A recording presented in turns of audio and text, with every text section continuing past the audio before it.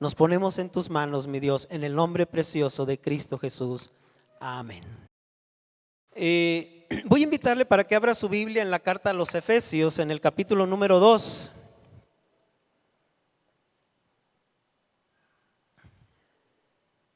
Y antes de hacer la lectura, mantenga ahí su Biblia abierta. Quiero compartirle una anécdota acerca de un hombre que conducía un autobús escolar en una ciudad de Estados Unidos. El autobús, hermanos, transportaba adolescentes, tanto de raza blanca como de raza negra. Y por esta razón, por las diferencias raciales, siempre en el autobús había mucho alboroto, mucho escándalo, y los muchachos, los jovencitos, se la pasaban peleando unos con otros. Por fin, hermanos, el chofer, cansado de tanto aspaviento, tanto alboroto, quiso poner un alto a esa situación. Un día decidió detener el camión a un lado del camino. Se puso de pie frente a los estudiantes y les dijo a los jovencitos, a los adolescentes de raza blanca: a ver, vamos a suponer que aquí está el camión y yo soy el chofer, y los del lado izquierdo son los de raza blanca. Y yo les digo: a ver, jóvenes, ¿de qué raza son ustedes? Blanca, muy bien. ¿Y de este lado, de qué raza son? Les dijo a los de raza negra. Negra. Pues de aquí en adelante, dijo el chofer, todos los chicos que se suban a este autobús no van a ser ni de raza blanca ni de raza negra. Todos van a ser de color verde. Y les dijo enseguida: a ver, ahora sí, ¿de qué color somos todos los que estamos aquí? Verdes. Todos respondieron, hermanos, que eran de color verde. Y esto pareció poner fin a las discusiones, por lo menos por un tiempo. Porque varias millas más adelante, después de que el camión empezó otra vez su recorrido, uno de los chicos, que nunca falta, ¿verdad?, de los más lidercillos por ahí, se puso de pie enfrente al camión y les dijo a todos los que estaban en el camión: a ver, los verdes claro de este lado y los verdes oscuro de este lado. Y volvió nuevamente a hacerse el escándalo entre aquellos jovencitos. Definitivamente, hermanos, quizá la solución de aquel chofer, la idea o el deseo del chofer era un buen deseo. Quizá no duró lo suficiente, ¿verdad? Pero definitivamente el conductor sabía cuál era el problema y lo que necesitaba hacer. La situación que se estaba viviendo entre las diferencias raciales entre los de raza blanca y los de raza negra había hecho, hermanos, que se necesitara el surgimiento de una nueva raza, una nueva humanidad sin distinción del color, sin distinción de lo blanco o lo negro, sino solamente, como él lo había sugerido, solamente chicos de color verde. Y es que, hermanos, definitivamente, para que la gente pueda vivir en armonía, no debe haber distinciones entre la humanidad, entre los seres humanos.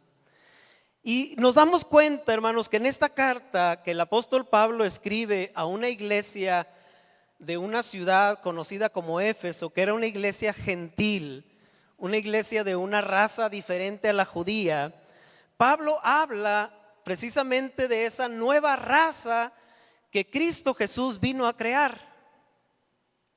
Esta carta Pablo la escribió alrededor del año 60, 70 después de Cristo, perdón.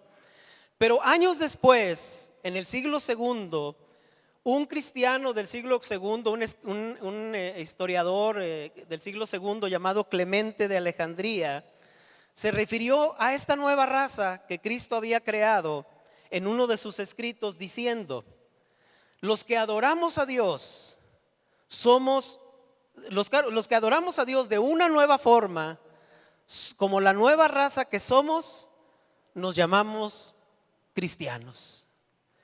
Y es que, hermanos, necesitamos entender que si usted y yo somos cristianos, somos seguidores de Jesucristo, aunque sigamos siendo seres humanos como cualquier otra persona en este planeta, realmente necesitamos comprender y entender que formamos una nueva comunidad.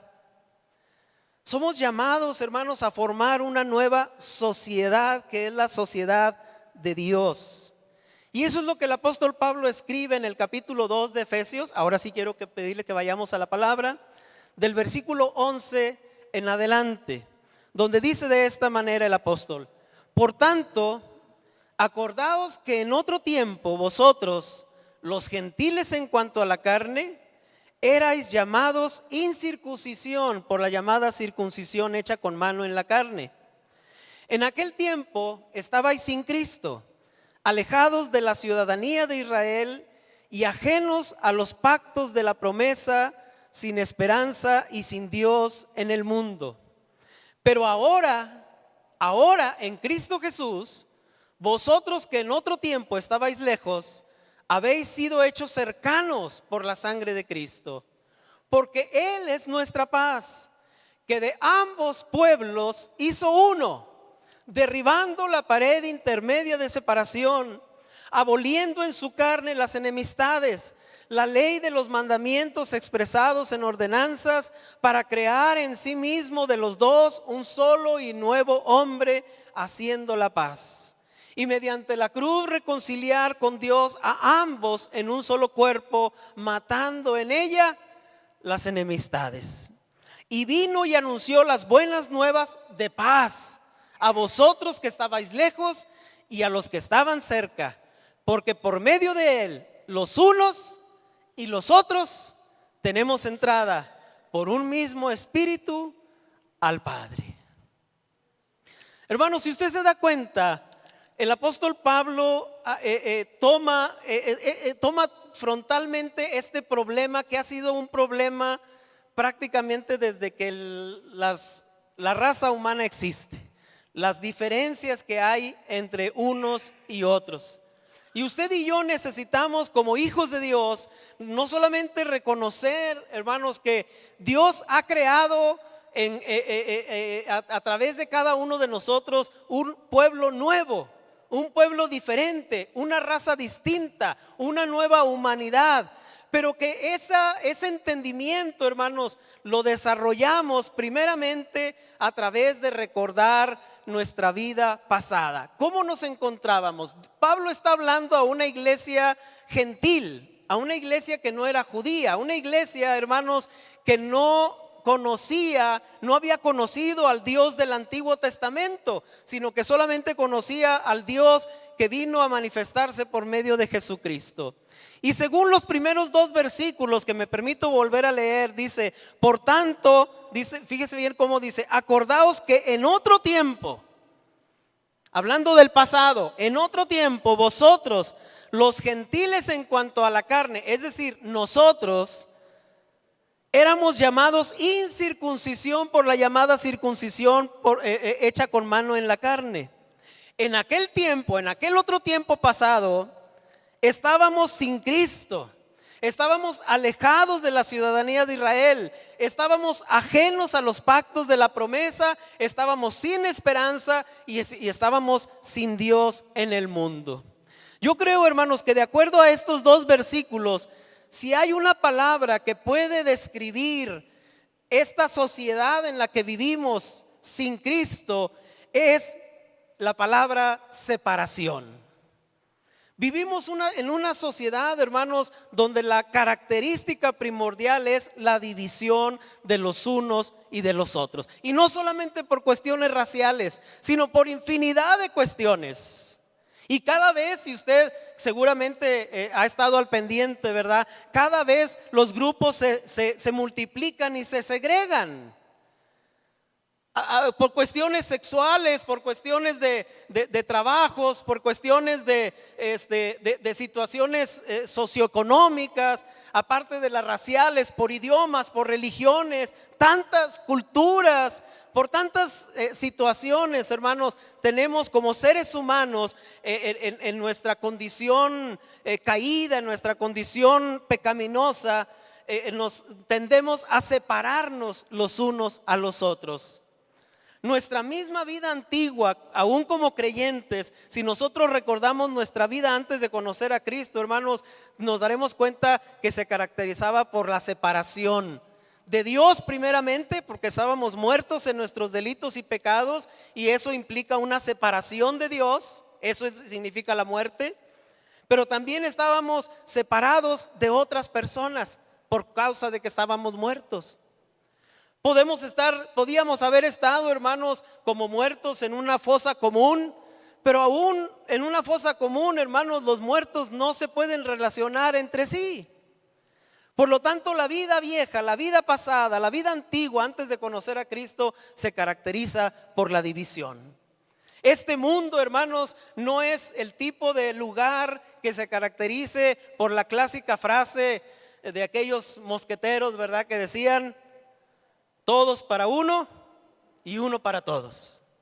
No es lo común en la sociedad en la cual vivimos, sino por el contrario, el dicho o la máxima que más sobresale es que cada quien se rasque con sus propias uñas.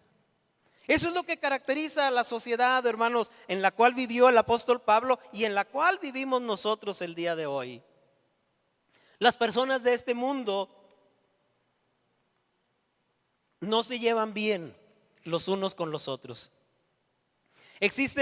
Todos sabemos que existen diferencias entre las naciones que les lleva a contiendas, que complican el funcionamiento y la creación de pactos económicos, de pactos culturales, de pactos de todo tipo.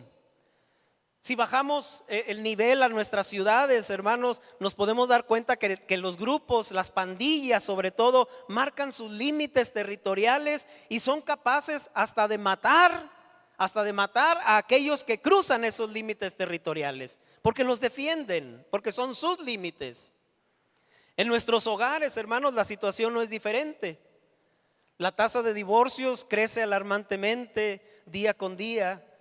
Y las brechas generacionales cada vez son más amplias. Y lo más triste de todo, hermanos, es que en ocasiones aún dentro de las congregaciones, aún dentro de las iglesias, se marcan líneas de división. Por eso yo creo que una de las formas más atinadas que la palabra de Dios nos indica el comunicarnos o el dirigirnos unos a otros, hermanos, es como hermanos en Cristo. Aquí no hay, hermanos, aquí no debe haber distinciones. Aquí todos somos hijos del mismo Dios. Y aquí yo les invito a que no nos dirijamos unos a otros por medio de títulos.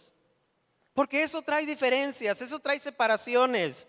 Yo sé que a lo mejor su título le costó mucho esfuerzo y mucho dinero, pero si podemos poner algo, un granito de nuestra parte, hermanos, y en lugar de llamarnos el ingeniero fulano, el médico sutano, no sé, es más, hasta pastor, somos hermanos, todos somos hermanos en Cristo.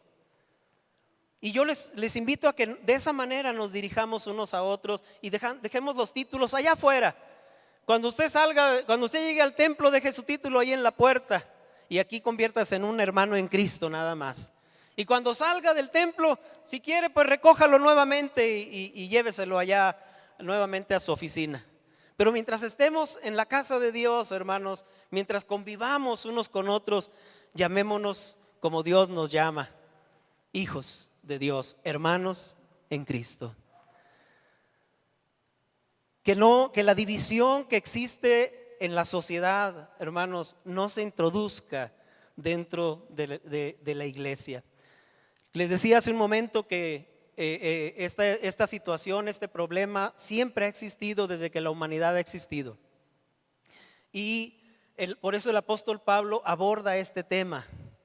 En el mundo de los tiempos de Pablo había dos grupos principalmente, menciona Pablo, dos grupos de personas que estaban completamente separados los unos de los otros. De un lado no estaban los negros y los blancos, pero estaban los judíos por un lado y los gentiles por el otro. Y esa era la gran división que había en el tiempo de Pablo, hermanos. Los judíos, dice la palabra en el versículo 11 que leímos, les apodaban de una manera a los gentiles. ¿Cómo les apodaban? Los incircuncisos. Pero era un apodo, hermanos, peyorativo. Es decir, era con la intención de burlarse y de ridiculizar a toda una raza. Nada más para darle algunos ejemplos de cuáles eran los conceptos que había entre judíos y gentiles en aquel tiempo, hermanos, o cuál era el concepto que los judíos tenían de los gentiles. Les voy a dar 4 ejemplos. Se cuenta de un prominente rabino que cuando alguien le preguntó el motivo por el cual Dios había creado tantos gentiles en el mundo, este rabino contestó, y fíjese que era un rabino, que se supone que era un hombre sabio, un maestro. Y su respuesta fue la siguiente: Dios creó muchos gentiles para que pueda haber suficiente combustible para el fuego del infierno. Esa era la mentalidad, hermano, de los judíos hacia los gentiles. Era tal la animadversión hacia los gentiles, hermanos, la hostilidad que había entre estos dos grupos, que llegó a ser ilegal que un judío ayudara a una mujer gentil que estuviera dando a luz. ¿Por qué? Porque de esta manera estaría ayudando a que hubiera otro gentil en el mundo. Fíjese hasta dónde llegaba la manera de pensar de los judíos. Otro ejemplo: si un judío se llegaba a casar con una mujer gentil, perdía su familia.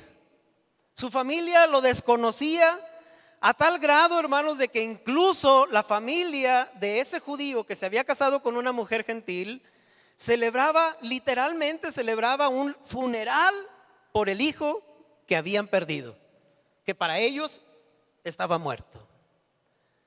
Y un último ejemplo, hermanos: cuando un judío entraba a Palestina, sacudía el polvo de sus pies para que la tierra de los gentiles no contaminara la tierra santa. Esta era, hermanos, la manera de pensar de los judíos hacia los gentiles. Pero déjenme decirle que lo contrario también era cierto. Los gentiles también despreciaban a los judíos. Es por eso que Pablo les escribe a los cristianos, en este caso a los efesios, a los cristianos gentiles, incluyéndonos a nosotros, que somos también gentiles, no somos descendientes de Abraham según la carne. Nos habla a esos cristianos gentiles, hermanos, que sabían que desde la niñez habían sido despreciados por los judíos y que a su vez ellos mismos habían odiado a los judíos. Les escribe para informarles algo bien importante: que habían llegado a formar parte de una nueva raza, de una nueva humanidad que incluía tanto a gentiles como a judíos. Y que dentro de esta nueva raza, hermanos, no había cabida para el racismo, no había cabida para el odio racial, no había cabida para el maltrato unos a otros, y no había maltrato para el menosprecio de unos y de otros. Ese es el deseo de Dios para la iglesia. Antes de Jesús, hermanos, dice el apóstol Pablo en el versículo 12, la vida del gentil se caracterizaba por estar separada de Cristo, separada de la ciudadanía de Israel, separada de los pactos de la promesa, separada de la esperanza de la vida eterna, separada de Dios. Pero dice en el versículo 13, hermanos, el apóstol Pablo: pero ahora que ya Cristo está en tu corazón, ahora en Cristo Jesús, dice ahí el versículo número 13, vosotros, cada uno de nosotros que estábamos lejos, hemos sido hechos cercanos por la sangre de Cristo. ¿Qué es lo que nos une? Dice Pablo, hermanos: la sangre de Cristo, su sacrificio, su muerte en la cruz. Ahora, hermanos, tenemos que entender que formamos una nueva comunidad. Sí, que vivimos todavía en este mundo, que vivimos en medio de una humanidad que desconoce a Dios, la gran mayoría de ella, pero formamos una comunidad diferente. Tenemos que atrevernos a pensar diferente, a hablar diferente, a vivir de una manera diferente, a actuar de una manera diferente, de acuerdo a los principios de la palabra de Dios. Formamos una nueva humanidad, hermanos, como dice, nacida, como dice el apóstol Juan, no por voluntad de carne ni por voluntad de varón, sino de Dios, por la sangre del Cordero. Y eso es algo que usted y yo necesitamos entender. No es motivo de orgullo, o al menos no de orgullo malentendido, pero sí de un orgullo, hermanos, de ser llamados hijos de Dios. De un privilegio inmerecido, ciertamente, pero privilegio que Dios nos ha concedido por la fe en Cristo Jesús, de ser llamados sus hijos, por la sangre que Cristo derramó en el Calvario. Y esa es la segunda cosa que necesitamos entender, hermanos, que el privilegio de pertenecer a esta nueva raza, a esta nueva humanidad que es el pueblo de Dios, se la debemos única y exclusivamente a nuestro Señor y Salvador Cristo Jesús. No se la debemos, hermanos, a la iglesia metodista, ni a la iglesia bautista, ni a la presbiteriana, ni a ninguna iglesia. No se lo debemos, hermanos, a ningún líder espiritual de este mundo. Al único que le podemos deber, hermanos, el pertenecer a esta nueva raza es única y exclusivamente a nuestro Señor Jesucristo.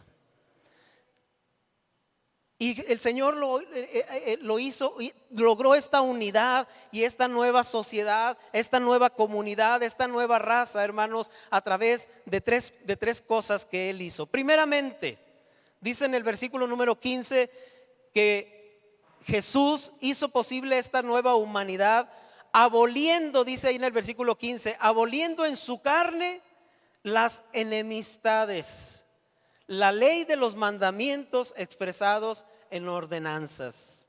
En otras palabras, hermanos, Jesús abolió, dice aquí la palabra que Jesús abolió la antigua religión judía. Usted y yo ya no necesitamos practicar los ritos judíos para ser cristianos. Usted y yo no necesitamos someternos a la circuncisión para ser cristianos. Usted y yo no necesitamos ofrecer sacrificios de ovejas, de animales, para ser cristianos verdaderos, hermanos. Jesús abolió la antigua religión judía y ha dejado bien claro que el cristianismo es el único camino para llegar a Dios el Padre. Jesús lo dijo, lo afirmó: yo soy el camino, la verdad y la vida, y nadie viene al Padre si no es a través de mí. No a través de una religión, no a través de algún rito, sino a través de la persona de nuestro Señor y Salvador Jesucristo. Porque como dice Hechos capítulo 4 versículo 12, y en ningún otro hay salvación, porque no hay otro nombre bajo el cielo dado a los hombres en quien podamos ser salvos, sino solamente el nombre de Cristo Jesús.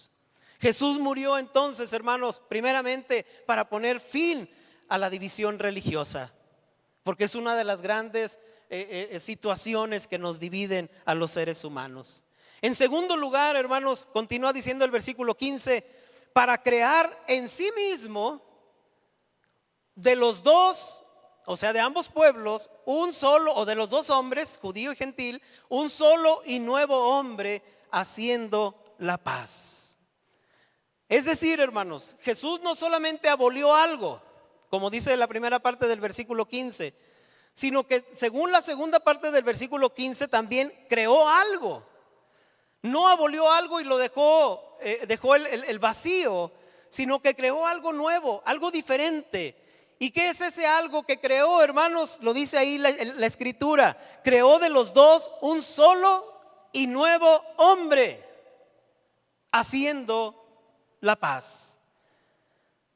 Dios, hermanos, a través de Cristo Jesús nos hace nuevas criaturas, nos hace nuevas personas. De un hombre, de una mujer que ya existía, Dios hace una nueva existencia, una nueva calidad de existencia humana. No podemos ser los mismos que éramos antes si verdaderamente hemos experimentado el nuevo nacimiento. Si hemos experimentado lo que la Biblia llama la regeneración de nuestro espíritu, hermanos, tenemos que mostrar que somos personas diferentes, personas nuevas, nuevas criaturas, nuevos hombres, nuevas mujeres, una nueva raza con una calidad de vida más excelente que la que teníamos anteriormente. En otras palabras, una nueva raza. Y en tercer lugar, dice la palabra en el versículo 16, y mediante la cruz, nuevamente, mediante su sacrificio, hace alusión al sacrificio, reconciliar con Dios a ambos en un solo cuerpo, matando en ella las enemistades. En otras palabras, hermanos, Jesús hizo que los hombres de esta nueva raza, de esta nueva humanidad llamada iglesia, llamada cristianos, que esta nueva raza se reconciliara. Pero no solamente se reconciliara con Dios, sino que también nos reconciliáramos unos con otros. Cristianismo, hermanos, lo he dicho en otras ocasiones, si pudiéramos definir la palabra cristianismo en una sola palabra, esta sería relación. Porque eso es el fundamento del cristianismo. Una nueva relación que tenemos con Dios, pero también una nueva relación que tenemos con los demás creyentes en Cristo Jesús. Es una moneda, hermanos, de dos caras, y ambas son necesarias para que nuestra fe cristiana sea una fe verdadera. Yo no puedo zafarme, hermanos, si me permiten la palabra, y decir que yo amo a Dios, pero no quiero convivir con los hermanos. Eso no es posible. Dios no ha llamado islas, no ha llamado a nadie a ser una isla. Dios nos llama para que nos congreguemos, para que para que aprendamos a vivir en comunidad, para que aprendamos a vivir, hermanos, con nuestras diferencias, porque no podemos negar que somos diferentes. No podemos negar que pensamos diferentes, no podemos negar que venimos de un trasfondo distinto, no podemos negar, hermanos, que tenemos diferentes maneras de vivir. Pero al final de cuentas, hermanos, tenemos que entender que somos un solo pueblo o un solo cuerpo, que es el cuerpo de Cristo. Y no debe haber divisiones entre nosotros, no debe haber separaciones entre nosotros. A raíz de la vida que vivimos diariamente, que vemos a nuestro alrededor diariamente, hermanos, podemos llegar a pensar que es un concepto muy idealista, pero es el concepto de Dios, es la voluntad de Dios. Y si Dios lo ha dicho, hermanos, Dios lo va a hacer. ¿De qué manera? Dios sabrá de qué manera, pero todos aquellos que lo crean, que todos aquellos que lo reciban, todos aquellos que lo tomen, serán capaces de formar una unidad, un solo cuerpo, un solo pueblo, sin importar diferencias de ningún tipo, ni raciales, ni idiomáticas, ni de socioeconómicas, ni de sexo de varón o mujer. No hay diferencias en Cristo Jesús.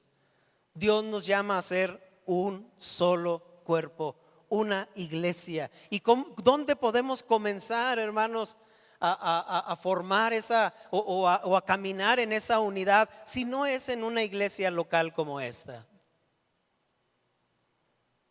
Ayer tuvimos una capacitación, hermanos, y una de las frases con las que concluimos es que todo el trabajo de la iglesia, hablando de la iglesia metodista, todo el trabajo de la iglesia metodista, hermanos, se surge o se viene abajo en la iglesia local.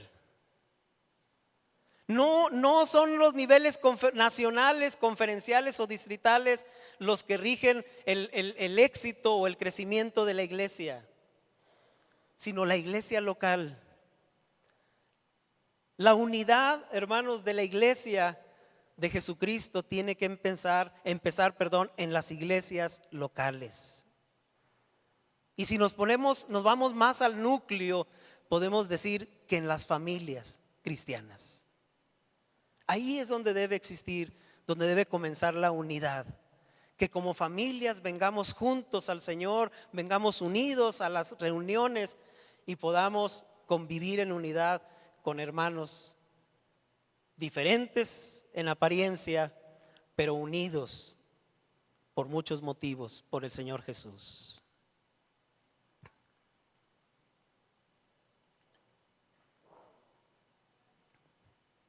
Un escritor, hermanos, cuenta el relato de dos hermanas solteras, las cuales compartían un apartamento con una sola habitación, un solo dormitorio.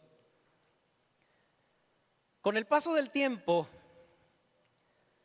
el apretado espacio en el que vivían estas dos hermanas causó que los nervios se les alteraran.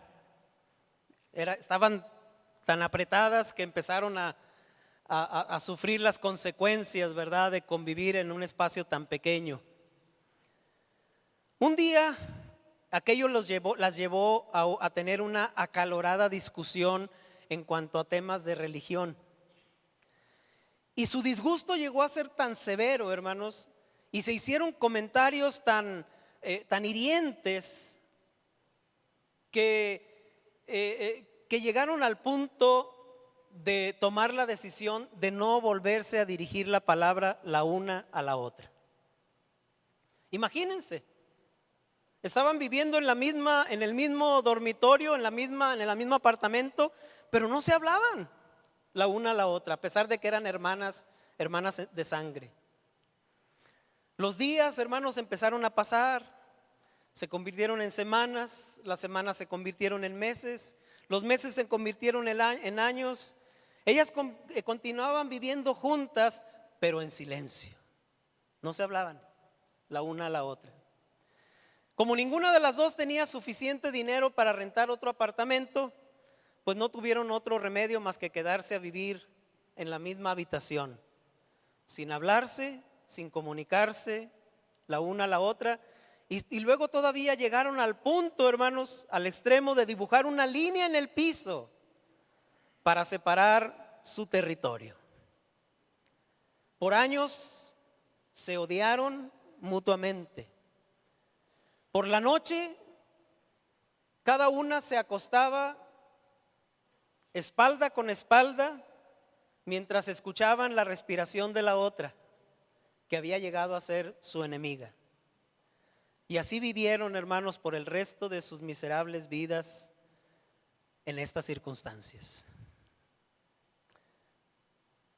Déjeme decirle, hermano, que esto no sucede solamente en la literatura. Tristemente, esto no sucede solamente en las historias o en los cuentos. Sucede también en la vida real. Sucede en los hogares. Sucede en las sociedades. Sucede en las culturas. Y sucede tristemente también en las iglesias. Tal vez no lleguemos al extremo de dibujar líneas entre nosotros, por lo menos visibles, pero sí las dibujamos a veces en nuestros corazones. ¿Será esa la voluntad de Dios, hermanos, para la iglesia?